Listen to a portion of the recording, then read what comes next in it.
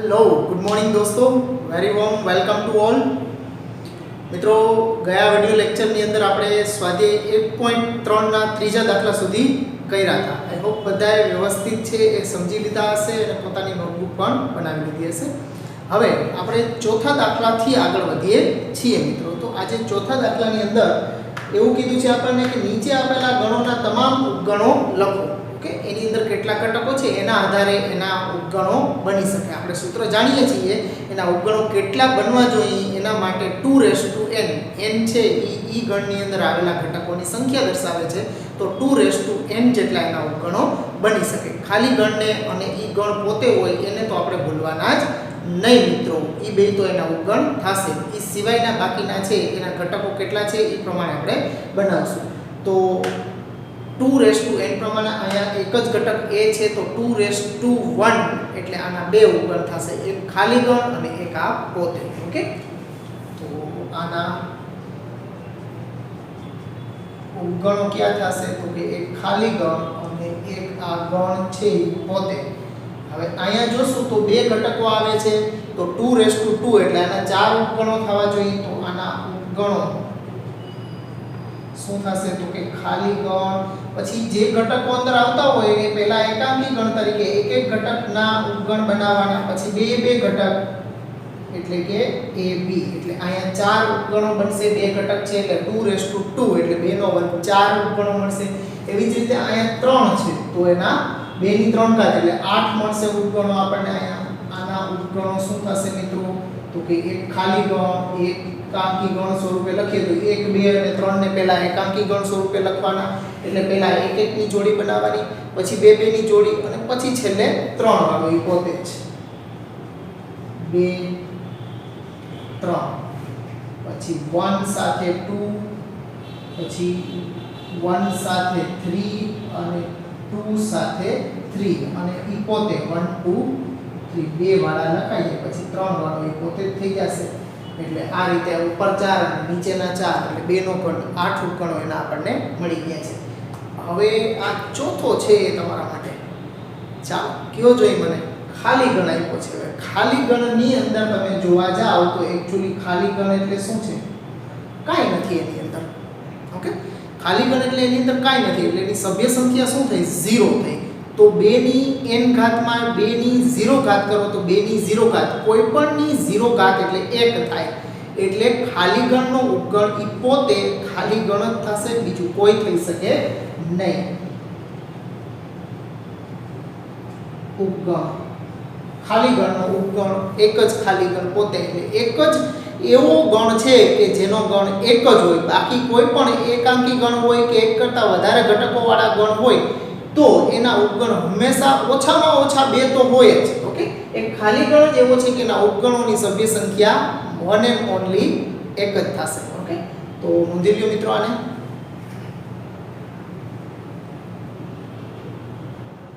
ચાલો મિત્રો, એના પછી 1.3 નો પાંચમો દાખલો છે. જો a બરાબર ખાલી ગણ હોય તો p ઓફ a ને કેટલા ઘટકો હોય અથવા તો હશે? ઓકે, તો ગણ a ની અંદર તમે જોઈ તો a બરાબર 5 એટલે કે એમાં એક પણ ઘટક નથી. તેથી નંબર ઓફ a એમાં ઘટકોની સંખ્યાને આપણે m કહી તો m બરાબર 0 છે. તેથી p ઓફ a ના ઘટકોની સંખ્યા માટેનું સૂત્ર આપણે ભણી ગયા છીએ. શું છે મિત્રો? કોઈ પણ ગણના ઘાતગણમાં ઘટકોની સંખ્યા આપણે જાણવી હોય, ઘાતગણના ઘટકોની સંખ્યાનું સૂત્ર, એના તમામ ઉપગણોની સંખ્યા જાણવા માટેનું સૂત્ર 2m.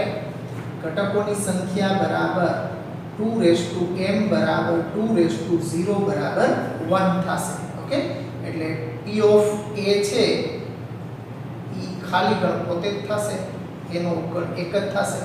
એના તમામ ઉપગણોથી બનતો ગણ એટલે ખાલી ગણ પોતે જ એનો ઉપગણ એટલે એક જ ઘટક થશે એની અંદર. ઓકે, હવે એક તમને એક્સ્ટ્રા આપણે વાત કરીએ તો p of 5. ઓકે, ખાલી ગણના ઉપગણનો ઉપગણ શું થશે? ઓકે, p of a તો આપણે જોયું કે 5 થાય તો p of 5. હવે આમાં કેટલા ઘટકો છે? p ઓફ a ની અંદર એક ઘટક થયો ને, તો 2 કરીએ તો ઘાતગણનો ઘાતગણ જોતો હોય આપણે, p ઓફ 5 નો પણ ઘાતગણ જોતો હોય આપણે, તો 2 થશે. 2 એટલે 2 થવા જોઈએ ઘટક, તો શું થશે? તો કે 5 અને છગડિયા કૌંસમાં 5. ઓકે, આ બે ઘટકો થશે. પછી આ એક, પછી હજી એક વધારું છું, p ઓફ 5.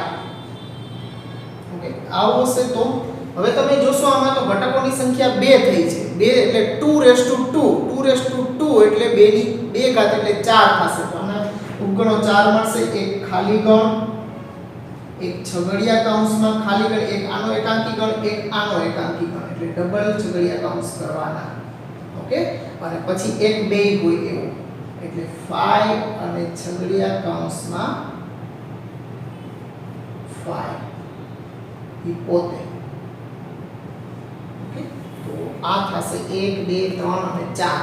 આ 4 છે એ p ઓફ 5 થશે. હવે p ઓફ 4 વખત 5 કરીએ તો હવે આમાં ઘટકોની સંખ્યા કેટલી થઈ ગઈ? તો કે 4 એટલે 2 એટલે 16 થવા જોઈએ. ઓકે, તો એના માટે ઘટકોની સંખ્યા p ઓફ 5. ઓકે, આના ઘટકોની સંખ્યા ના ઘટકોની સંખ્યા બરાબર 2 બરાબર 16 થશે. હવે 16 કયા ઘટકો થશે એ તમને ટાસ્ક આપવા માંગુ છું મિત્રો. નેક્સ્ટ પીરિયડની અંદર હું તમને કહીશ, પણ આ ટાસ્ક છે એ તમારે 16 ઘટકો છે એ આ તમારી સામે ઉપરના 4 ઘટકો તો પડ્યા જ છે. ઓકે, થોડુંક હળવાશ માટે તમને કહી દઉં કે થોડીક વાર પૂરતો તમે આને a, આને b, આને c અને આને d સમજી લેજો. એટલે a b c d આને કહી દો તો તમારે એના ઉપરથી એના 16 ઘટકો લખવા એકદમ સરળ થઈ જશે મિત્રો. આના બરાબર a, આના બરાબર b, આના બરાબર c અને આના બરાબર d કહી દેવાનું, અને પછી a b c d ઘટકો માટે તમે જો એના 16 ઘટકો લખશો તો આરામથી લખી શકશો મિત્રો. એટલે કારણ કે આની અંદર તમે જેમ આગળ વધશો ને છગડિયા કૌંસ છે એ વધુ ને વધુ કરવા પડશે તમારે, કારણ કે આમાં ઓલરેડી 2 તો આવે જ છે. હવે એના પાછા કરશો એટલે 3 છગડિયા કૌંસ થશે એની અંદર. ઓકે, પણ કરવા પડશે, એના વગર હાલશે નહીં. તો ટ્રાય કરજો મિત્રો. ઓકે, આના ઘટકો લખવાના કામ તમને આપું છું મિત્રો. ચાલો આ નોંધી લ્યો આટલું પહેલા. ચાલો પછીના છઠ્ઠા દાખલાની અંદર આવો મિત્રો. નીચેનાને અંતરાલ સ્વરૂપે લખો. તો આપણે અંતરાલ છે એ 4 પ્રકારના જોયા છે: સંવૃત અંતરાલ, વિવૃત અંતરાલ, સંવૃત વિવૃત અને વિવૃત સંવૃત. ઓકે, આવા 4 અંતરાલો જોઈ ગયા. a b સંવૃત અંતરાલ, આ વિવૃત અંતરાલ, આ સંવૃત વિવૃત અને આ વિવૃત સંવૃત. ઓકે, આમાં ઘટકો દર્શાવીએ ત્યારે a <= x <= b હોય. આમાં ઘટક દર્શાવો ત્યારે a x b હોય.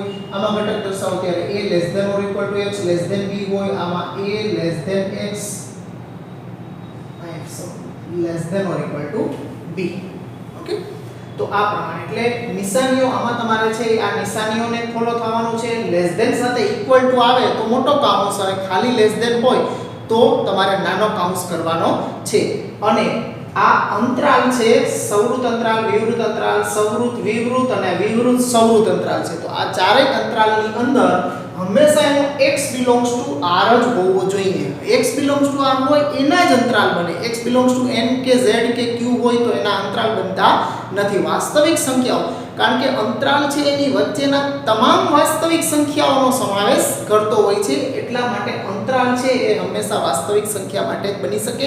એટલે એના માટે હંમેશા x belongs to r જ હોય અંતરાલમાં. ઓકે, તો અહીં કીધું છે કે નીચેનાને અંતરાલ સ્વરૂપમાં લખો. તો હું આના બરાબર જ કરી અને એનો અંતરાલ શું બને છે એ લખી નાખું છું. તો અહીંયા છે એ લેસ ધેન છે, less than or equal to છે, તો આ બાજુ વિવૃત અંતરાલ આવશે અને આ બાજુ સંવૃત અંતરાલ આવશે. એટલે વિવૃત સંવૃત -4 6 થશે. પછી અહીંયા જોશો તો બે બાજુ લેસ ધેન છે, એકની સાથે ઇક્વલ નથી, એટલે આખો અંતરાલ છે વિવૃત અંતરાલ -12 -10. પછી અહીંયા સંવૃત વિવૃત અંતરાલ થશે, એટલે સંવૃત અંતરાલ 0 અને વિવૃત અંતરાલ 7. ઓકે, અને અહીંયા બે છે less than or equal to, એટલે સંવૃત અંતરાલ 3 4. ઓકે, તો આ રીતે આપણા અંતરાલોથી આ એકદમ સિમ્પલ છે અંતરાલ. ઓકે, નોંધી લ્યો મિત્રો.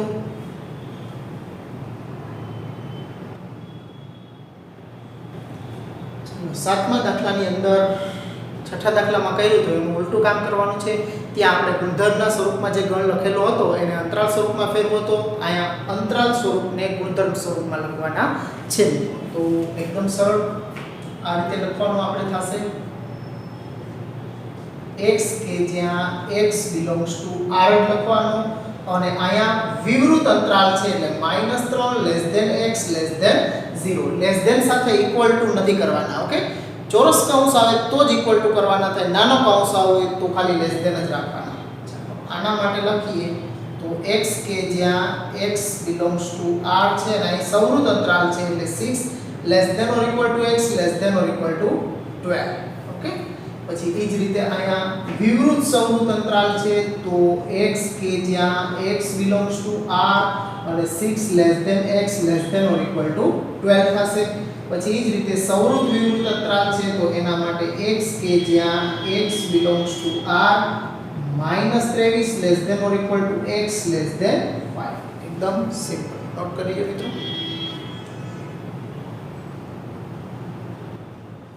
પછીનો આઠમો છે. આઠમો પણ એકદમ સહેલો છે. નીચેના વિધાનો માટે તમે કયા ગણને સાર્વત્રિક ગણ તરીકે પસંદ કરશો?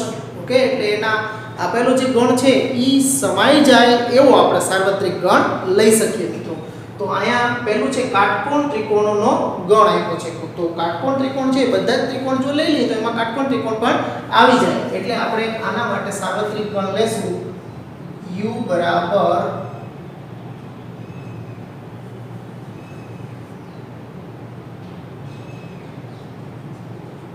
સમતલના બધા જ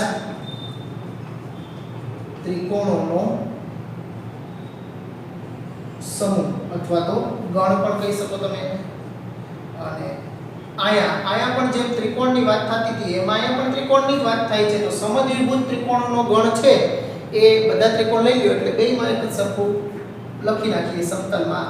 જો ચોરસની વાત થતી હોય તો કોઈ એક પર્ટિક્યુલર ચોરસ કીધું હોત કે ભાઈ સમબાજુ ચોરસનો ગણ કે લંબચોરસનો ગણ તો આપણે લઈ લે કે એને અનુરૂપ છે એ આપણે બધા જ સમતલના બધા જ લંબચોરસો બધા જ ચતુષ્કોણનો ગણ તો લઈ લેવાનો. ઓકે, એટલે સમતલના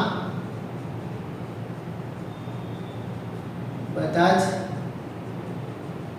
ત્રિકોણોનો ગણ લખો કે સમૂહ લખો બધું સરખું છે. ઓકે, એટલે બેમાં ત્રિકોણ આવે છે તો ત્રિકોણના બધા ત્રિકોણ જ લઈ લેવાય. ઓકે, ચાલો મિત્રો, એના પછી છેલ્લો દાખલો છે સ્વાધ્યાય 1.3 નો. 1.3 રમતા રમતા જ પૂરું થઈ જશે મિત્રો. નવમા દાખલામાં કીધું છે ગણ A માં 1 3 5, ગણ B માં 2 4 6 અને ગણ C માં 0 2 4 6 8 આપેલા ગણ છે. Okay, A B C. તો આ ત્રણ ગણ A B અને C માટે નીચેનામાંથી કયા ગણને સાર્વત્રિક ગણ તરીકે લઈ શકાય? ઓકે, અહીંયા ચાર ગણ આપ્યા છે આપણને 1 2 3 4. તો ચાર માંથી આ ત્રણેયનો સમાવેશ જેમાં થઈ જતો હોય એને આપણે સાર્વત્રિક ગણ તરીકે લઈ શકીએ. તો પહેલું જોશો તો 0 થી 6 સુધી ઘટકો છે. તો 0 થી 6 માં આમાં C માં 8 આવે છે એટલે આની અંદર સમાઈ શકે નહીં. એટલે આ છે એ થઈ શકે નહીં એનો સાર્વત્રિક ગણ. ખાલી ગણ છે એ તો સાર્વત્રિક ગણ થાય જ નહીં કારણ કે આ બધા ઘટકો ખાલી ગણમાં તો સમાયેલા છે નહીં. પછી 0 થી લઈ અને 10 સુધી. તો 0 થી લઈ અને 10 મોટા મોટી 8 છે, નાના નાના 0 છે, બાકી બધી સંખ્યાઓ વચ્ચેની આવે છે. તો આની અંદર 0 થી 10 માં બધાયનો સમાવેશ થઈ જાય. હજી ચોથા માટે વિચારો તો ચોથા માટે 1 થી 8 છે. હવે આની અંદર 0 નથી તો આમાં C માં જે 0 છે એ આની અંદર છે નહીં એટલે આને પણ લઈ શકો નહીં. એટલે વૈધો માત્ર એક ત્રીજો જ ઓપ્શન કે ત્રીજો છે એને જ સાર્વત્રિક ગણ તરીકે લઈ શકીએ. એટલે આપણે જવાબ લખી નાખીએ કે ગણ A B અને C માટે સાર્વત્રિક ગણ u બરાબર 0 1 2 3 4 5 6 7 8 9 10 લઈ શકાય. ઓકે, એટલે ત્રીજું જે આમાં છે એ એના સાર્વત્રિક ગણ તરીકે લઈ શકશું. તો મિત્રો અહીંયા સ્વાધ્યાય 1.3 આપણે પૂરું કર્યું છે મિત્રો. હજુ આપણે 1.5 સુધી આવું હળવું જ કામ આવશે. ઓકે, કાંઈ એટલું અઘરું છે નહીં. એટલે રમતા રમતા જ ભણવાનું છે. આમાં મજા કરો ને ભણતા જાઓ મિત્રો. ઓકે, એટલે સ્વાધ્યાય 1.3 આ દાખલો નોંધી લ્યો, પછી આગળની થિયરી ઉપર જઈએ આપણે. ચાલો મિત્રો, હવે પછીના ટોપિકની અંદર આપણે વેનાકૃતિની પહેલાં વાત કરી લઈએ, કારણ કે આપણે જેમ આગળ જશું ત્યારે આપણે વેનાકૃતિઓનો પણ ઉપયોગ કરવો પડશે. તમે ગણ જ્યારે 8મા 9મા ધોરણના લેવલની અંદર શીખી ગયા ત્યારે ગણમાં વેનાકૃતિઓ પણ તમે દોરતા હતા. એવી જ વેનાકૃતિઓ છે મિત્રો. ગણના ઘણા ખરા સંબંધો છે એ આપણે વેનાકૃતિઓની મદદથી દર્શાવતા હોઈએ છીએ. ઇંગ્લિશ જે તર્કશાસ્ત્રી થઈ ગયા, ઓકે, એણીએ જ્હોન વેન નામનો જે તર્કશાસ્ત્રી થઈ ગયું છે, એણી આ ગણ આકૃતિનો ખ્યાલ આપ્યો છે. એટલે એના નામ ઉપરથી આ આકૃતિઓને વેન આકૃતિઓથી ઓળખવામાં આવે છે. જેમાં આપણે વેન આકૃતિ દોરીએ ત્યારે આપણે સાર્વત્રિક ગણ યુ હોય એને ચોરસ તરીકે લેતા હોઈએ છીએ, અને એની અંદર આપણે ગણના એના યુના ઉપગણો જે ગણ લઈ એને આપણે વર્તુળો વડે દર્શાવતા હોઈએ છીએ. એના ઘટકો હોય એને એ ગણની અંદર દર્શાવવામાં આવતા હોય. ટપકું કરી એની બાજુમાં જે તે ઘટક લખતા હોઈએ છીએ આપણે. ઓકે, તો વેન આકૃતિઓ, વેન ડાયાગ્રામ ગણો વચ્ચેના ઘણા ખરા સંબંધોને આકૃતિ દ્વારા રજૂ કરવામાં આવે છે અને તેમને આપણે વેન આકૃતિઓથી ઓળખીએ છીએ. ઇંગ્લિશ અથવા તો અંગ્રેજી તર્કશાસ્ત્રી જ્હોન વેન, ઓકે, 1834 એનો જન્મ અને 1883 છે એ એમનો ડેથ છે. નામ પરથી તેમને વેન આકૃતિઓ નામ આપવામાં આવ્યું છે મિત્રો. તો વેન આકૃતિમાં સાર્વત્રિક ગણ યુને લંબચોરસ તરીકે આપણે લઈએ છીએ અને તેના ઉપગણો ABC જેવા ગણોને આપણે વર્તુળ દ્વારા દર્શાવીએ છીએ, તથા જે તે ગણના ઘટકોને તે ગણના વર્તુળમાં લખવામાં આવતા હોય છે. તો આ થઈ આપણી વેન આકૃતિ. એક બે ઉદાહરણની આપણે વાત કરી લઈએ એટલે તમને ખ્યાલ થોડો વધારે સ્પષ્ટ થાય. તો પહેલું ઉદાહરણમાં જોઈએ કે યુમાં 1 થી 10 ઘટકો લઈ અને ગણ એમાં આપણે 2, 4, 6 અને 8 લીધા છે. તો આને અનુરૂપ મારે વેન આકૃતિ દોરવી હોય તો આવી વેન આકૃતિ થશે મિત્રો. આ ચોરસ આપણે દોરીએ, તમે યુ બહાર લખો કે અંદર લખો, બે ચાલે. ઓકે, અંદર લખશો તોય વાંધો નહીં, બહાર લખો યુ તોય વાંધો નહીં. હવે ગણ એ એનો ઉપગણ છે, તો ગણ એ માટે આપણે એક વર્તુળ બનાવશું આ રીતે. આ ગણ એ બતાવે છે, એના ઘટકો છે 2, 4, 6 અને આ 8. ઓકે, ટપકું કરીને બાજુમાં ઘટક લખી નાખવાનું આપણે. હવે બાકીના ઘટકો છે એ ગણની બહારના ભાગમાં, એટલે 1, 3, 5, 7, 9 અને 10. ઓકે, એ ઘટકો બહાર રહેશે મિત્રો. હવે એવી જ રીતે બીજું ઉદાહરણ લઈએ તો એની અંદર બે ગણ લઈએ આપણે. તો u 1 થી 10 અને a માં 1, 3, 5, 7 અને b માં 3 અને 5. હવે તમે અહીંયા જોશો તો b ના ઘટકો છે એ a ની અંદર સમાઈ જાય છે. 3, 5 છે એ આમાં સમાઈ જાય છે. એનો મતલબ ગણ a છે એની અંદર જ ગણ b આપણે સમાવવો પડશે. એટલે એની વેન આકૃતિ તમે જોશો તો આવી બનશે મિત્રો. આ u, આ ગણ a છે એ આપણે આ રીતે મોટો અને એની અંદર એક નાનું વર્તુળ આપણે દોરીએ. તો આ ગણ a છે અને આ ગણ b છે. એની અંદર એનો ઉપગણ b છે એટલે આપણે એની અંદર વર્તુળ b નું દોરવાનું. b માં છે 3 અને 5. ગણ a માં છે 1, 3, 5 તો આવી ગયા અને આ 7. ઓકે, હવે બાકીના ઘટકો વધ્યા છે એ લખીએ તો 2, 4, 6, 8, 9 અને 10. ઓકે, એટલે બાકીના ઘટકો આ થશે. એટલે ગણ a b નો b છે એનો ઉપગણ છે એટલે a ની અંદર આપણે ગણ b લખ્યો છે. તો આ રીતે આપણે વેન આકૃતિઓ દોરશું ત્યારે એની જરૂર પડતી હશે. એક કરતાં વધારે 3 ગણવાળી એકબીજાની અંદર પરસ્પર ઘટકો કોમન હોય તો ત્રણેયની છેદતી વેન આકૃતિઓને દોરવાની જરૂર પડે. એ આપણે આગળ આવશે ત્યારે ચર્ચા કરશું. નોંધી લો મિત્રો આટલું પહેલા.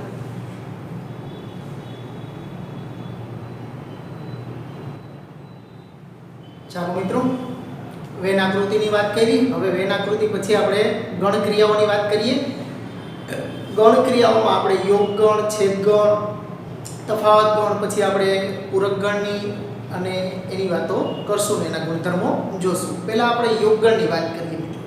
યોગ ગણ, છેદ ગણ આ બધા ગણ ક્રિયાઓ તમે ભણી ગયા છો. ગણ ઉપર જેમ વાસ્તવિક સંખ્યાઓ ઉપર આપણે બેઝિક ક્રિયાઓ સરવાળો, બાદબાકી, ગુણાકાર, ભાગાકારની ક્રિયાઓ કરતા હોઈએ છીએ, અને એને અસંગત મળતા પરિણામો અને એના મૂલ્યો મેળવતા હોય છે, એમ ગણ ઉપરની આ બેઝિક ક્રિયાઓ કહેવાય. મતલબ સરવાળો બાદબાકી ગુણાકાર ભાગાકારને બદલે અહીંયા યોગ ક્રિયા, છેદ ક્રિયા, બે ગણ છે એને ભેગા કરવાની ક્રિયા છે યોગ ક્રિયા કહેવાય. પછી બે ગણમાંથી કોમન ઘટકોને તારવવાની ક્રિયા છે એ છેદ ક્રિયા કહેવાય.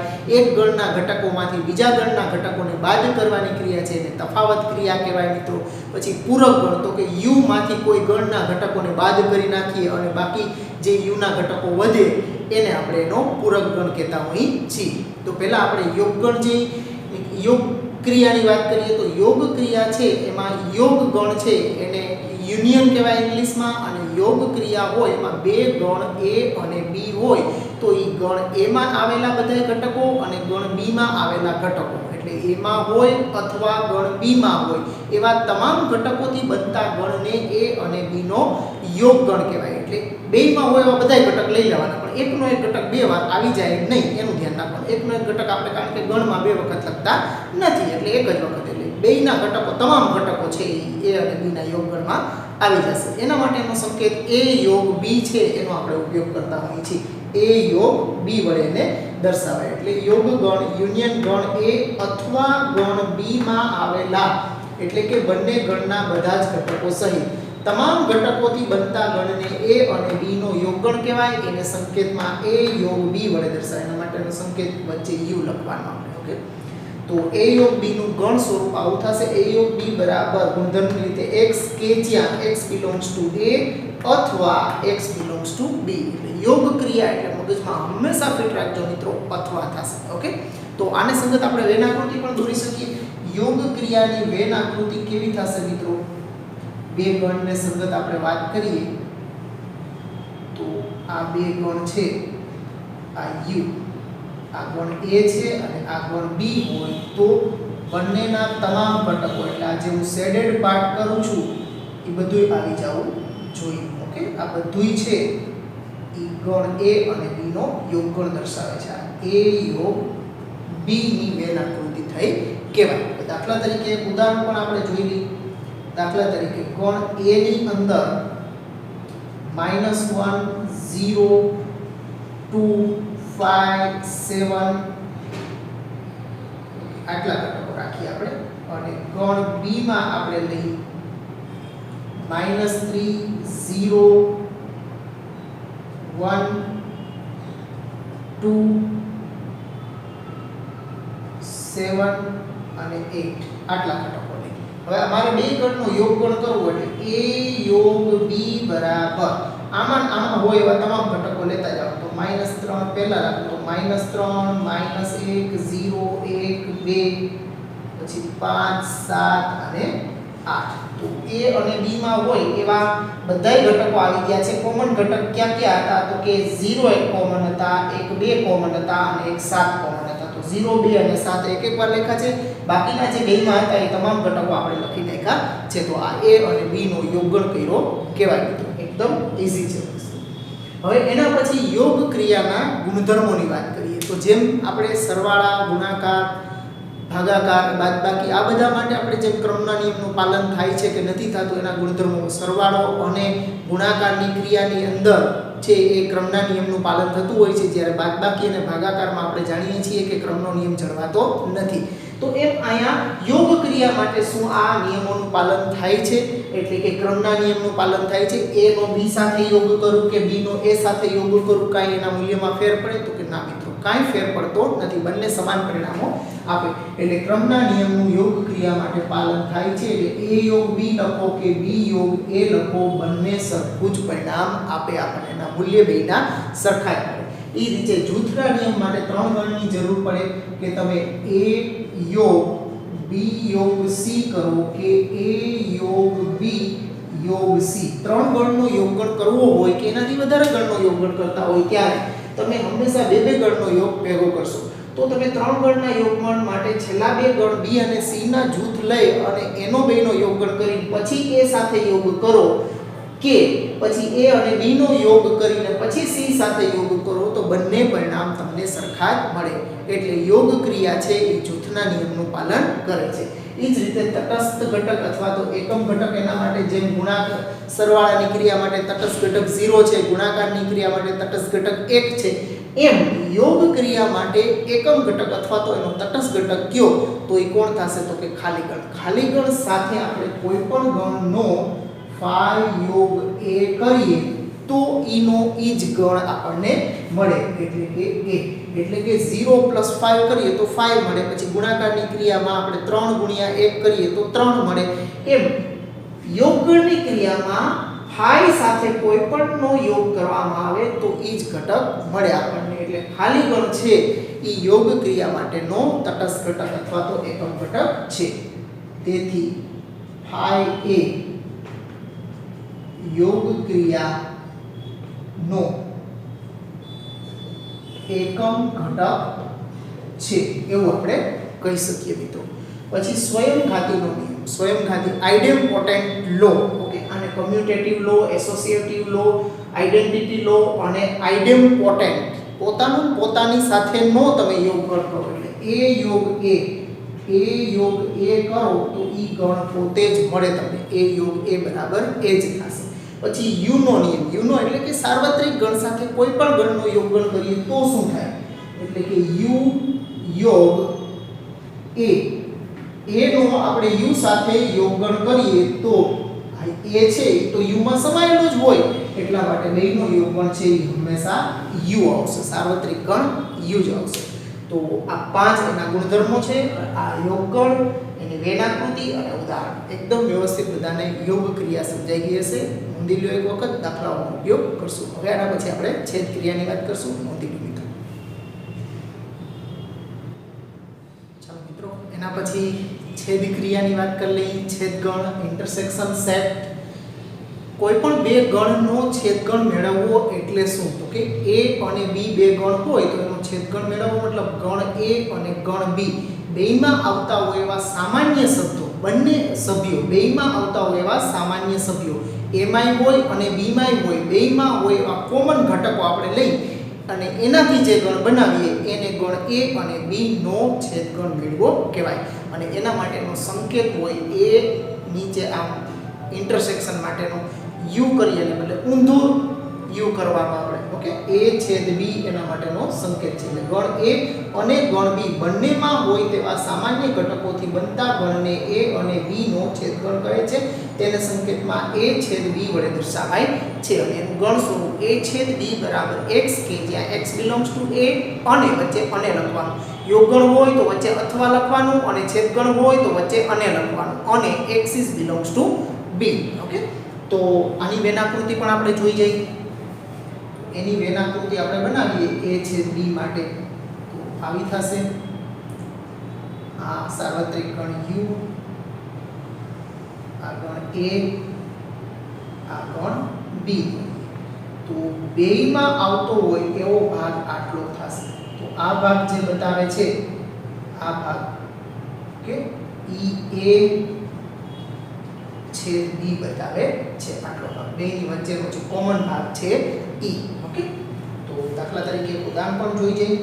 દાખલા તરીકે ગણ a ની અંદર a e i o u છે અને ગણ b ની અંદર a b c d e છે.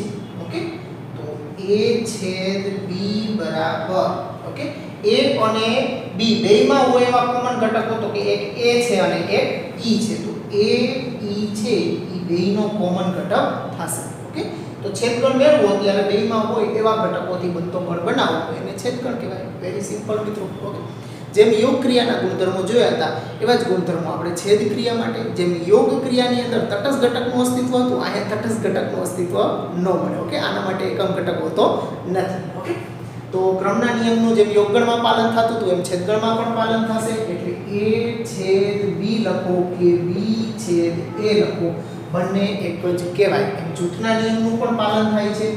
a/b/c કયો કે a/b/c કયો. ઓકે, જૂથના નિયમનું પણ છેદગણ માટે પાલન થાય. હવે phi નો નિયમ. ઓકે, અહીંયા આપણે એકમ ઘટકનો નિયમ નહીં લખી શકીએ. તો phi સાથે કોઈ પણ ગણનો છેદગણ લેવામાં આવે તો એનો છેદગણ હંમેશા ખાલી ગણ જ મળે, કારણ કે બેયમાં કોમન છે એ phi જ થઈ જશે. ઓકે, કારણ કે phi છે એ દરેક ગણનો ઉપગણ હોય. જો કોઈ ગણ છે એ એક ગણ બીજા ગણનો ઉપગણ હોય તો એનો બેયનો છેદગણ જે ગણ સમાઈ જતો હોય એ ગણ જ હોય. ઓકે, પછી સ્વયંઘાતીનો નિયમ. ઓકે, સ્વયંઘાતી એનો એની સાથેનો છેદગણ છે એ ગણ પોતે જ થશે. અને એ જ રીતે u નો નિયમ લઈ તો સાર્વત્રિક ગણ u સાથે કોઈ પણ ગણનો છેદગણ લ્યો તો એ છે એ u માં સમાઈ જાય તો એનો બેયનો છેદગણ કોમન છે એ જ થશે. એક આપણે વધારામાં લખી લઈએ કે જો a સબસેટ b હોય તો a છેદ b બરાબર a થાય. ઓકે, અને a યોગ b બરાબર b થાય. આ ખાસ ધ્યાન રાખજો. a છે એ b નો ઉપગણ હોય, a b માં સમાઈ જતો હોય ત્યારે બેયનો છેદગણ છે એ જે સમાઈ જતો હોય ઈ ગણ થાય, અને બેયનો યોગગણ કરો તો જે ગણને સમાવતો હોય એ મોટો ગણ છે એ થઈ જશે. મિત્રો આ ખાસ ધ્યાનમાં રાખજો. નોંધી લ્યો મિત્રો. આ ચાલો મિત્રો, એના પછી અલગ ગણની એક નાનકડી વ્યાખ્યા જોઈ જઈએ અને વિભાજનના નિયમની વાત કરીએ. ત્યારબાદ આપણે તફાવત ક્રિયાની વાત કરશું. મિત્રો તો બે ગણ છે એને અલગ ગણ છે એવું આપણે ક્યારે કહી શકીએ? મતલબ કે બે ગણ અલગ છે એનો મતલબ બેમાં કાંઈ કોમન હોવાનું નથી. એનો મતલબ કે વ્યાખ્યા જેમ કહે છે આપણને કે a અને b નો છેદગણ જો ખાલી ગણ થતો હોય, બેમાં એક ઘટક પણ કોમન ન આવતો હોય તો આવા બે ગણને અલગ ગણો કહેવાય, ડિસજોઇન્ટ સેટ્સ. ઓકે, તો a છે b બરાબર 5 હોય તો એવા બે ગણને અલગ ગણ કહેવાય. ઓકે, તો એના માટે આકૃતિ દોરો તો આકૃતિ એની વેન આકૃતિ આવી થશે અલગ ગણ માટે. આ ગણ a અને આ ગણ b, આ બે અલગ ગણો છે. a છેદ b બરાબર 5 છે એના માટે. દાખલા તરીકે ગણ a માં આપણે 2 5 8 10 લઈ અને ગણ b ની અંદર 1 3 4 અને 9 લઈ તો તમે આ બેના ઘટકો જોશો એક પણ ઘટક કોમન નથી. તેથી a છેદ b બરાબર 5. તેથી a અને b પરસ્પર અલગ ગણો છે.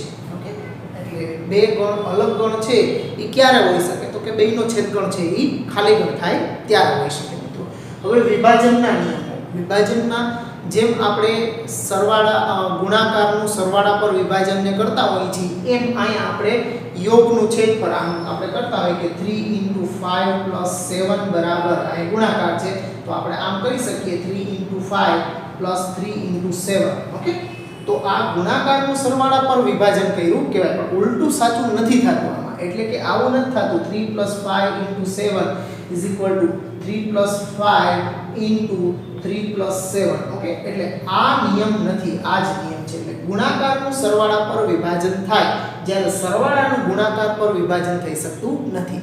જ્યારે અહીંયા યોગ અને છેદ ક્રિયાની અંદર બંને વિભાજન શક્ય છે. યોગનું છેદ પર વિભાજન થઈ શકે અને છેદનું યોગ પર પણ વિભાજન થઈ શકે. એટલે બંને વિભાજનો અહીંયા ક્રિયાઓની અંદર શક્ય છે. ઓકે, તો એમાં પહેલું લઈ યોગનું છેદ પર વિભાજન એટલે a યોગ b છેદ c બરાબર a યોગ b છેદ a યોગ c. a યોગ c એટલે a યોગ b પછી a યોગ b પછી કૌંસની અંદર લખવાનું પછી છેદ a યોગ c. આને છે યોગનું છેદ પર વિભાજન કર્યું. પહેલા યોગ છે અને અંદર છેદ છે એટલે યોગનું છેદ પર વિભાજન થયું કહેવાય. એ જ રીતે છેદનું યોગ પર વિભાજન તો તમને ખ્યાલ આવી ગયો. પહેલા છેદ લેવાનો અંદર યોગ લેવાનો. ઓકે, એટલે a છેદ b યોગ c. તો a છેદ b કૌંસમાં પહેલા a છેદ b વચ્ચે યોગ અને પછી a છેદ c. a છેદ c.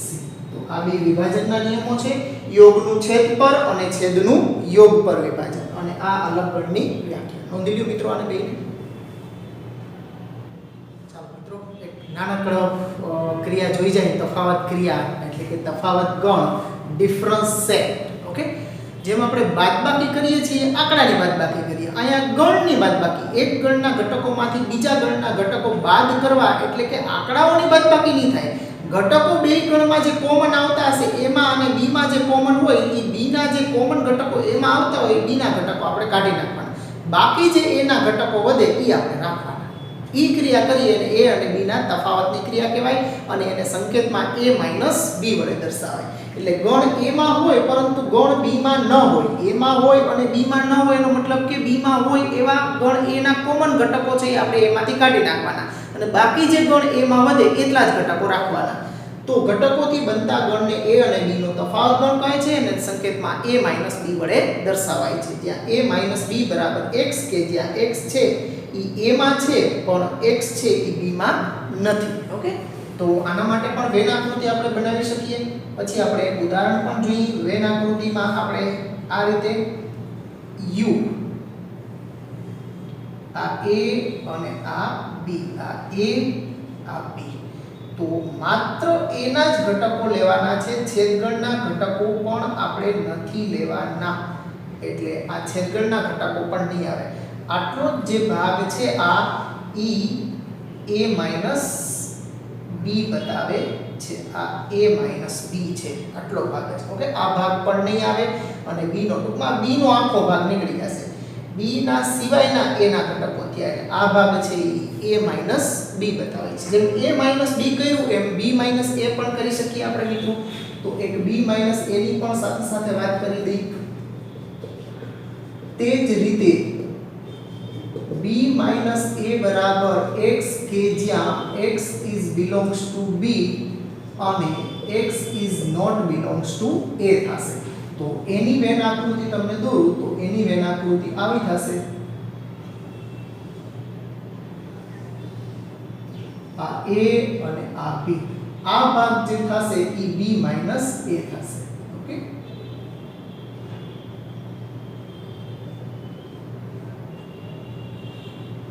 આ વચ્ચેનો કોમન ભાગ બેનો છે છેદગણ ઈ પણ નહીં આવે. ઓકે, એટલે આટલો ભાગ જ b - a થશે. દાખલા તરીકે ગણ a માં આપણે લઈ -1 2 5 7 અને 8, અને ગણ b ની અંદર ઘટકો લઈએ આપણે 0 2 7 0 2 6 7 8. ઓકે, આ રીતે આપણે ઘટકો એની અંદર લઈએ. તો a - b કરીએ તો શું થાય? તો કે a માંથી b ના ઘટકો, કોમન ઘટક ક્યાં છે? તો કે 2 7 અને 8. તો ગણ a માંથી આ કોમન ઘટકો બાકીના 0 અને 6 તો આમાં છે જ નહીં, તો એને તો બાદ કરવાનો પ્રશ્ન જ નથી આવતો. એટલે 0 અને 6 સિવાયના કોમન 2 7 અને 8 છે, તો એને આમાંથી કાઢી નાખવાનું. બાકી વધે લખવાના કોના ઘટકો? તો કે ગણ a ના વધે એ જ ઘટકો અહીંયા લખવાના છે તમારે. b ના ઘટકમાં તો જોવા જ નથી જવાનું તમારે. ઓકે, એટલે a ના ઘટકો કોણ વધ્યા? તો કે -1 5, બે જ વધ્યા, -1 અને 5. હવે એ જ રીતે b - a કરો તો ઓકે,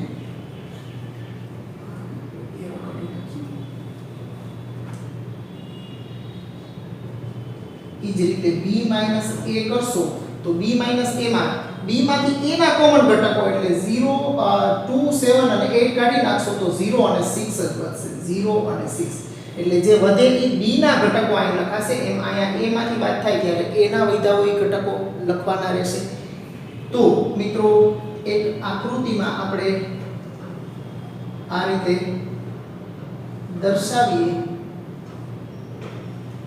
તો આ ગણ a, આ ગણ b, આ u, આ ભાગ થયો ઈ a - b, આ ભાગ થયો ઈ b - a, અને આ બેની વચ્ચેનો ભાગ થયો ઈ a છેદ b છે. તો આ ત્રણેય ગણ અલગ ગણ થશે મિત્રો. એટલે આપણે એક વિધાન લખી નાખીએ કે a - b, a છેદ b અને b - a એ અલગ ગણો છે એટલે કે કોઈ પણનો છેદગણ આનો આની સાથે છેદગણ લ્યો, આનો નાનો છેદગણ લ્યો કે આનો નાનો છેદગણ લ્યો, છેદગણ હંમેશા ખાલી ગણ જ આવશે, ત્રણેય ભિન્ન ગણો થશે. ઓકે, ભિન્ન ગણો અથવા તો અલગ ગણો પણ કહી શકો. તો મિત્રો આ થયા આપણા તફાવત ક્રિયા. ઓકે, તો તફાવત ક્રિયા, યોગ ક્રિયા, છેદ ક્રિયા, અલગ ગણો, બધી જ ક્રિયાઓને આપણે વાત કરી છે. તો એને રિલેટેડ એક સ્વાધ્યાય અને ઉદાહરણો પણ આવશે. તો અહીંયા સુધી રાખીએ મિત્રો, આવતા પીરિયડમાં ફરી પાછા મળશું. પણ મિત્રો આટલું કામ છે વ્યવસ્થિત કમ્પ્લીટ કરી લેજો, જેથી કરીને આપણે 1.4 ના દાખલાઓમાં મજા લઈ શકીએ. આવજો, ગુડ બાય મિત્રો.